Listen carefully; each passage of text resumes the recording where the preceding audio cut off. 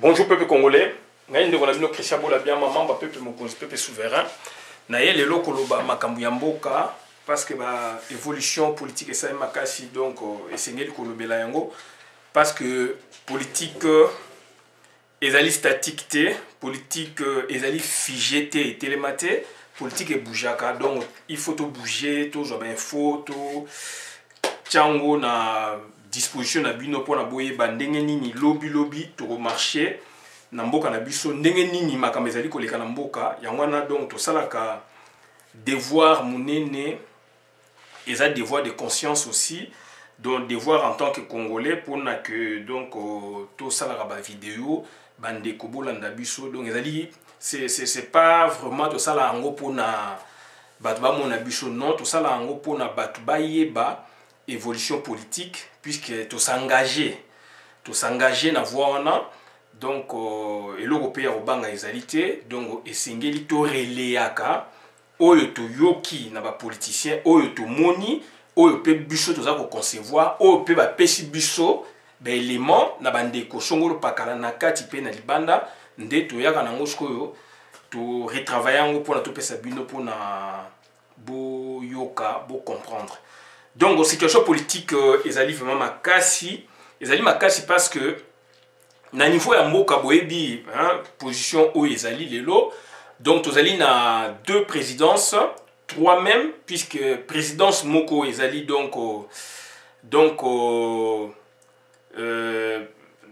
présidence donc Martin Fayulu azali élu, mais azui libongate, yeyo azali na biso awa na Europe. Azalaki na Bruxelles, donc bandeko bayambiye na kafu et akokatisa na ngambu ya France, donc akozala na Paris. Donc le 16 marche monene kozala o yepe a participer na bandeko mushu ya lamuka. Ça c'est une autre phase.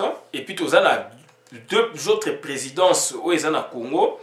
Présidence moko est créée mususu puisque bango mibale bazuite bazalité o a créé président so ezali lelo yepe azwa kité o kuna akoye ko pesa te mais pona batela entre guillemets pouvoir o euta ya tata na ye na mboka na bango na Rwanda donc a créé ce que congolais de na biso o yazali wana donc ye mutu babenge président légal puisqu'il y a maintenant donc deux présidents, un président légal, un président légitime et puis un président donc azali donc fictif toloba, un président fictif.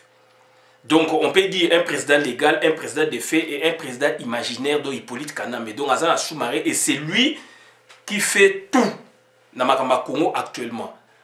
Bokonzi a été mais Yem Tazana Bokonzi et Yem Tago dirigé Félix Antoine Chilombo. Donc sujet la mission est retourné autour il y a Batumi Balewana puisque donc quand il y a président légitime au busso, tous allez quoi appartenir, je ne peux pas me cacher, tous allez quoi appartenir, tous allez quoi appuyer la mouka, donc Bazali na réunion, et puis voilà, Toyambi, président ya Congo, président élu, Nandenge et Sengelaki. Si quoi, tous allez quoi mona, côté président donc nommé, na président fictif, Milinga komi. Milinga komi parce que président fictif a commis qu'on regrettait il fallait tika saigner ça la musala nae information vraie toujours yango na source ndeko oko discuter ce n'est pas mon problème pour na discuter na yoka onga na za koloba ou genre avec beaucoup de réserves bon un élément malamu président fictif azali lelo ko regretter pourquoi a bebisaki makambu ya seni il fallait atika makambo ya seni et kende na logique na ngoti na suka lelo azali ko regretter parce que mutu o ya cheki na bokonzi wana mutu wana na ye donc milinga komi j'ai à cache koti na kati j'ai à cache koti na kati pourquoi parce que tozali ko loba yango sembo tozali ko loba et puis ezali pe ko monana et puis d'après l'élément to recouper au to juper na terrain ezali ko attester yango parce que bakomi na milinga bazali ko yokana te donc par rapport ya gouvernance président fictif, donc imaginaire, donc Hippolyte Kanambe, a le pouvoir, mais c'est lui qui dirige le Congo. Donc, hier, donc, à Monique, le président, donc, Hippolyte Kanambe, voilà, donc, sortant usurpateur, hier, il a dirigé le Congo. Donc, à Monique, à Salaki, erreur, parce que, bah, comme il vit le Congo, il y a un empoukou.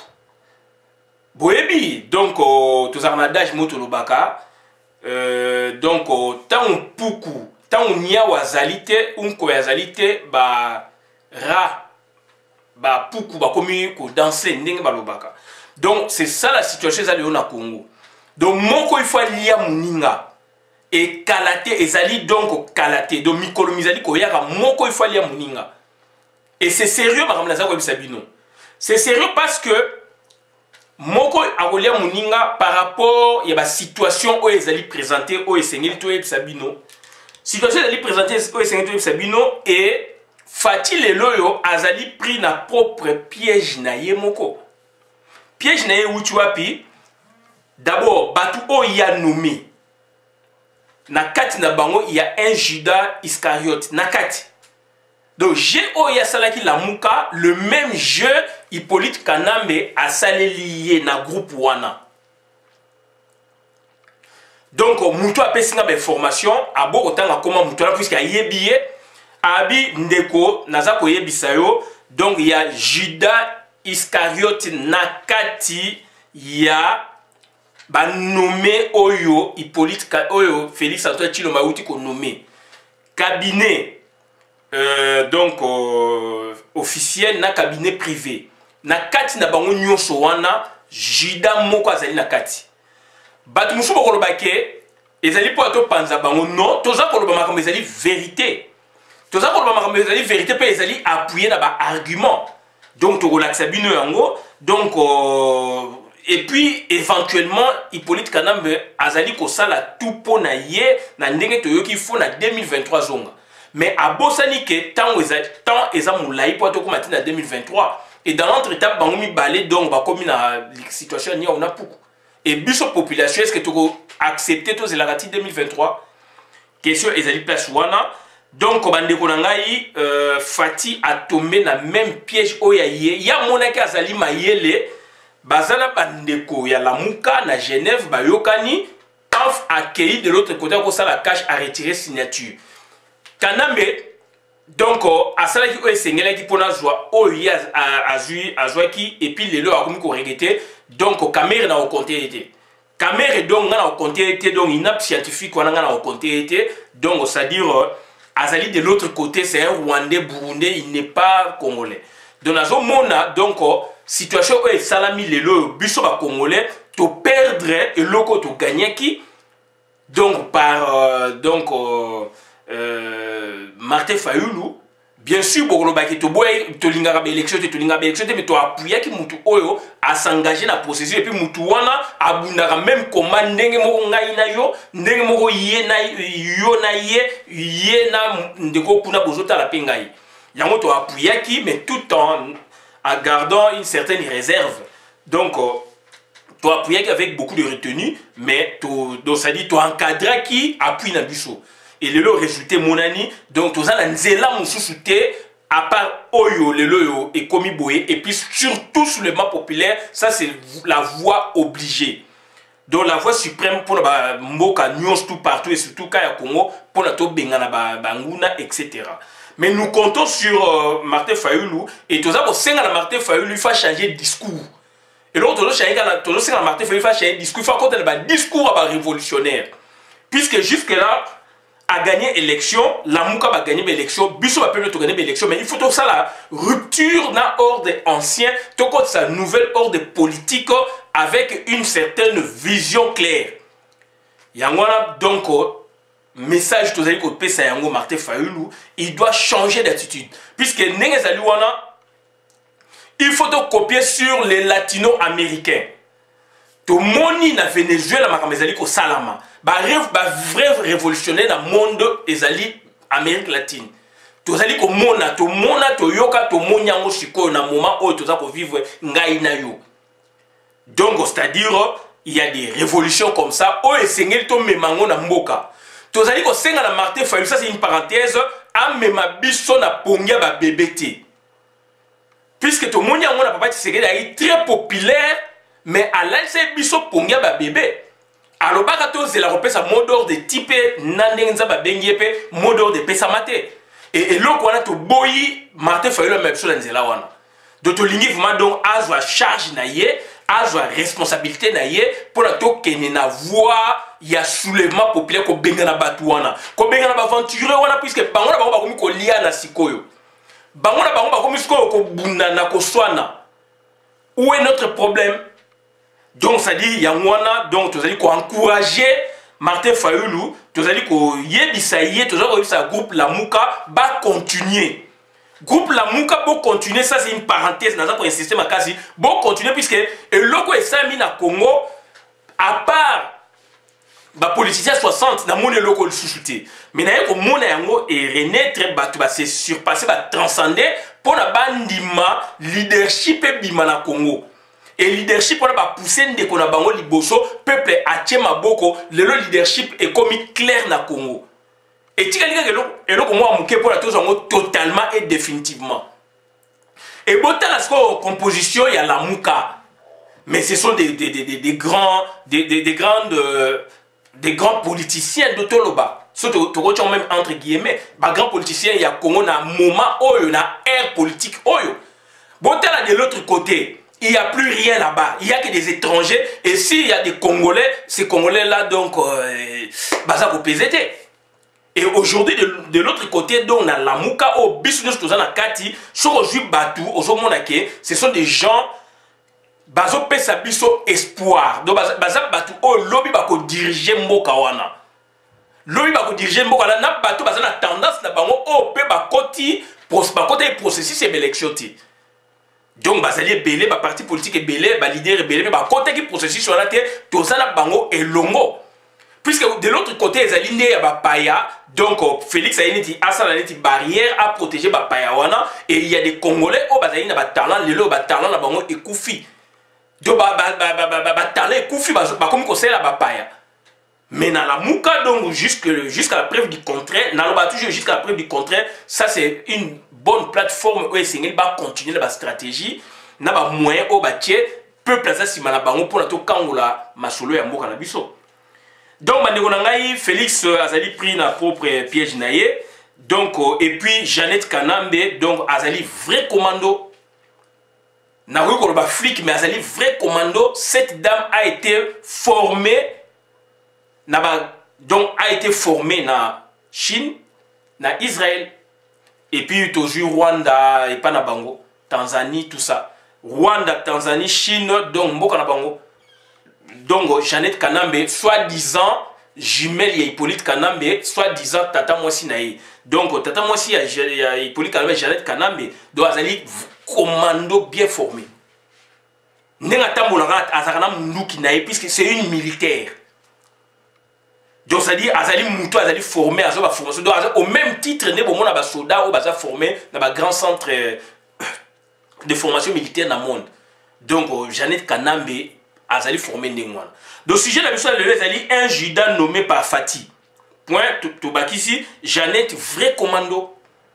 Et Jeannette, vrai commando, tu as le rôle Nini, Azali, qui jouait dans Mboka. Et Fatih, et l'autre Nini, a joué le loyo, puisqu'il y a un juda na Kati na Bango. Na Kati, il y a un groupe où il y a pessi confiance, donc il y a un juda dedans. Bato ya nommé wana, o ya Monique et Bango Baosala naïe, bato wana parmi, il y a un juda, donc Hippolyte Kanambe a pessi misolo, ndenge a pesaka ye Fati misolo, na Kati, il y a un rassemblement, na Kati, il y a Lamuka. La même recette est zongeli contre ye.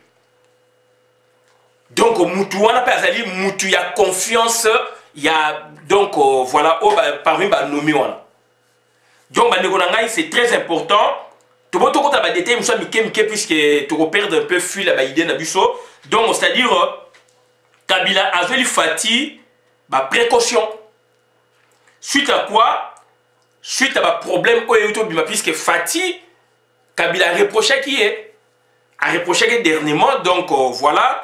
Et puis Fati Azali qu'on se plaindre, qu'on se plaindre au père Kabila, donc crédibilité et Kiti, parce que à chaque fois il y a sali action Kabila on sa action parallèle, de quoi action parallèle na terrain. Donc il y a deux présidents na terrain et d'où Kabila c'est pelé qui n'a monté et Kabila soit a joué les précautions.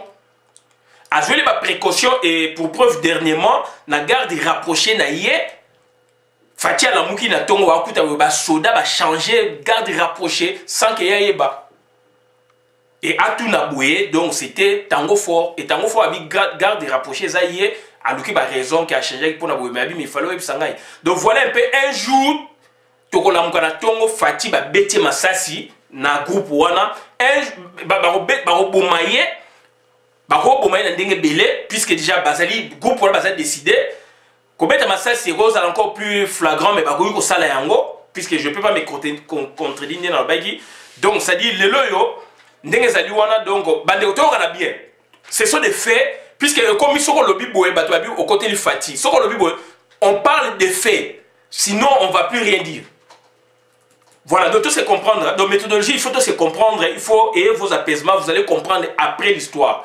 Puisque sinon donc on ne fera plus rien, on va voilà donc rompre avec bloc vidéo et puis tout le monde peut-être vous allez informer mais pas suffisamment, raison pour laquelle il y a un moment donc c'est une méthodologie la méthodologie OAI. J'insiste là-dessus puisqu'il y a des interprétations diverses autour de bloc tout ça etc. Donc il y a un vrai problème. Fati a kene ko mona kana mais ezali na ju ba information na source. Ake ko mona kana mais ça ko se plaindre pourquoi donc enfin à se plaindre parce que il y a double action. Soit il y a saliboé au kuna bimi boé, soit il y a saliboé au kuna bimi boé etc. D'où a kene ko ça kana mais lesquels Fati a commis koloba. Ça c'est de un. Deuxièmement c'est quoi Fati ko zonga zongi siko ba jouer ba précaution na Hippolyte Kanambe. D'où qu'est-ce que Hippolyte Kanambe a fait Bamakamusu ses alliés puisque Fati a exfiltré un nombre de Congolais à Tini Bango quelque part. Information de Onaza Koloba Naza ko inventé information Naza Koloba Naza pe sa piste mokote puisque Euti Kuna et Bimi Kuna Fati a yebiango Hippolyte Kanambe a yebiango. Donc, Hippolyte Kanambe n'a pas source na yé baé ko comprendre Fati abimisa qui groupe moko ba congolais sans qu'il y ait na formation quelque part en Afrique. Na pays moun en Afrique formation militaire. D'où et comme li Hippolyte Kanambe ta tunier sikoyo place masolo et bimaki wana yango ba mo salé ba bloko na lobi mo mkel kolo bani donc ça dit ça un vrai problème si de l'autre côté ba tout type na ba réunion na bango ndé si ba comprendre que donc Fati donc il faut jouer ba précaution donc il va jouer ba précaution au ba jouer donc il y a d'abord nanu ba garde rapproché ba comme ko changer quand bango ba lingi et puis donc ba jouer un inter ego muto ya lingaki il y a tendance na yetoloba un inter ego ba sommier ba pesi mbongo azali na groupe wana o ba uti ko nommer et mutu wana aza ko loba makambu oyo Fati azo sala eza ko komela Hippolyte Kanambe mikolo ba komi ko kuta na mingi du na réunion ba uti ko kuta dernièrement Hippolyte Kanambe yebisie makambu oyo et ko bima na Hippolyte Kanambe ti et il y a un secret, mais Hippolyte Kanambe a yébissé. Donc, Hippolyte Kanambe a zali nzambete, donc c'est-à-dire a yébissé makambu oyo a sali na kuku. Et puis Vital Kamerhe dernièrement a bengi puisqu'il va ensemble, mais c'est que Oakebo a bengi Fati azo joyete. Ayeko benga François Mamba azu bangote. Après plus de 2 heures, 3 heures du temps. Donc, sikoyo, ko benga azu François Mamba, ami bon. Pardon, n'a mekasko ko benga Fati, tant à bengi à 1 minute près azui fati conclusion na sikoyo a lobi que donc batouana bazalai quelque part autant d'heures donc bazali ko lo makamoko bo échappé na contrôle na yi puisque Vital Kamerhe azali sous-traitant et Hippolyte Kanambe Vital Kamerhe azali caméra et Hippolyte Kanambe siko fati tant asali loko wana donc bango sikoyo asali rapport na maître na Hippolyte Kanambe ah tala na musalo pesa ngai tala situation l'équipe mais normalement na surveiller fati mais et ça dit que donc on s'est perdu de vue donc voilà et quand j'ai essayé un peu de l'atteindre je l'ai pas eu donc après près de 3 heures du temps quand je l'ai eu j'ai essayé un peu d'appeler l'autre donc François Maman je l'ai eu au même moment 1 minute près donc ça veut dire que bazalai quelque part plus de 3 heures 4 heures du temps nazali na bangote et donc c'est bazali na ba conclave na ba réunion na bango benini je ne sais pas na informer ndengo to yokanaki na informaka yo c'est ainsi que yango moni ba précaution ba idée belé na groupe ba tout power donc voilà puisque caméra azali très rusé donc et puis Félix sikoyo autant ba kuta nana ni alobelier donc ba makambu oyo ye akoye koyebate donc parce que azali mutu o dia ba sombi na autant de personnes y a nommé wana mutu moko donc azo jouer rôle ya jouaki na rassemblement rôle ye fatia jouaki na lamuka donc remplaçant na ye azana katia bato ya nommé et ba mutu wana donc ne kabila sopaka mbongo fatia yebi asopeli ndeko na ye wana mbongo ya mingi et ndeko na ye mto sa boulot wana donc ndeko na ngai c'est très important puisque donc il faut que y ait bloc wana donc ezali bloc moko facilité et puis fati ba yebisie en face na bato ya tini la formation nombre plus de 60 ba msoba ba 250 ba msoba bi 60 onga ba yebisinga siko 60 250 na oka ngoli boso na zo na réserve mais na yesu ko yoka même information o ba yebisanga kala 250 na oka ngosu donc hier 60 éléments abimisa qui sent que Hippolyte Ayeba et Hippolyte comme na boko na et Hippolyte atindi ba agent na spéciaux na mboka wana bazali wala baza ko landela batona de près donc c'est-à-dire place oyo ya ko tinda ka bango batu wana ba komona ka bango te bazali na bango ensemble de ba repérer bango place bazali pour natanga mboka wana te ba yipsengai ba repérer bango na mboka wana na formation na bango bazali kolanda bango de près et ambassade ya Rwanda aza ko sala aussi office ya ba informateur donc na mboka wana et na monde entier donc ambassade ya Rwanda donc ajouaka eloko wana donc ndeko na ngai ezali ba information moko vrai ngala okaka liboso babi 250 abimisaki mais la vaneki na boye koloba puisque bon ezaba information mais siko toyoki siko OK il y a 250 T mais 60 et 60 est-ce que Hippolyte Kanambe a le bilango fati et asiliki et voilà ba précaution à jui bon voilà donc et ali ba information oyo to jui yango moni fati siko a commis cause de plus en plus ridiculisé na batu ya Hippolyte Kanambe puisque Hippolyte Kanambe azo sala ngo donc de façon volontaire quoi donc azo tina batu ma pona basala ba bloko wana et puis aucun des généraux au vraiment azali ko tosa mibeko ya Fati comme chef d'état-major de Balobaka donc bandeko nanga voilà information de na wana première partie deuxième partie donc toye comme ça bino Jeannette azali vrai commando moi si ande bomona kaya azali vrai commando donc elingi koloba nini botala ye partout ndenga zala na parlement azali flic ya ndeko na bon je préfère pas vraiment parler trop de flic oui à jouer à flic mais non vraiment commando puisque ça bien formé asa commando ndenge yo sodo za commando ndenge ya ba formation a na formation donc na ndeto yoki na Israël a na Chine a na Tanzanie a na Rwanda donc ça dit une femme donc a ça va recycler donc azali bien formé côté renseignement côté militaire donc côté renseignement azo jouer donc azali na ba Paul wana mibale politico militaire d'où côté politique sikoyo côté politique militaire azali flic puisque azali aussi policière, donc agent et renseignement. Azali auprès de bino pour récolter des faits. Tant que vous avez koyebise makambu, bino omone ndeko ya Hippolyte Kana meneti femme azali formé. Et c'est une femme aussi qui a étudié par rapport à bandeko la bango mingwana. Donc c'est une femme qui est bien formée de ba wana pona a informaka a yokaka et puis beaucoup de gens qui zengi neti mutalo bagate mais azali ko enregistré.